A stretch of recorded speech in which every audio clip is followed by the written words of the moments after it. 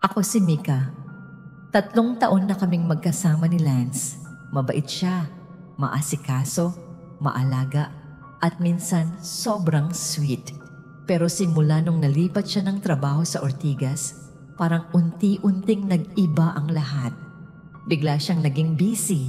Lagi raw may overtime. Lagi ring lowbat o wala sa phone. Kapag tinatanong ko kung bakit hindi siya umuwi ng maaga, lagi siyang may sagot. Pagod lang ako? Wala kang tiwala? May mga gabi pa nga na hindi siya umuwi. Sabi niya sa opisina siya natutulog. Sige, naniwala ako. Hanggang sa isang gabi, may nangyaring hindi ko makakalimutan. 11:58 p.m. May tumawag sa akin, hindi kilalang number. Pagsagot ko, mahina ang boses. Babae. Umiiyak. Ate, umalis ka na sa bahay.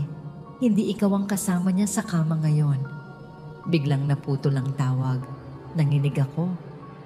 Sinubukan kong tawagan si Lance pero cannot be reached.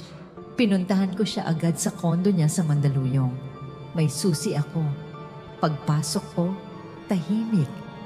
Walang ilaw. Pero may liwanag galing sa kwarto. Dahan-dahan akong lumapit. Bukas ang pinto ng kwarto at nakita ko siyang natutulog. Katabi ng ibang babae. Pero teka, hindi siya gumagalaw. Kahit pareho silang nakahiga, parang parehong hindi humihinga. Lumapit ako, nangangatog. At doon ko nakita, wala nang mukha ang babae. Para bang sinira ng kung anong hayop. Si Lance, namumutla. May marka sa leeg. Parang sinakal. Tumakbo ako palabas. Tinawagan ko ang pulis. Pagbalik ko kasama sila. Wala nang babae sa kama. Si Lance lang ang nandoon. Gising na. At parang walang nangyari. Anong pinagsasasabi mo? Wala akong kasama. Nagising lang ako kasi maingay ka. Sinabi ko sa mga pulis ang nakita ko. Pero hindi sila naniwala. Wala silang nakita. Wala raw dugo. Wala raw ebidensya ng ibang tao. Nag-usap kami ni Lance pagkatapos.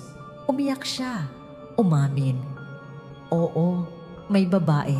Matagal na. Pero hiniwalayan ko na. Galit siya.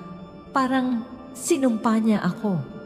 Simula nung gabing yon, bawat gabi may tumatawag sa akin. Umiiyak.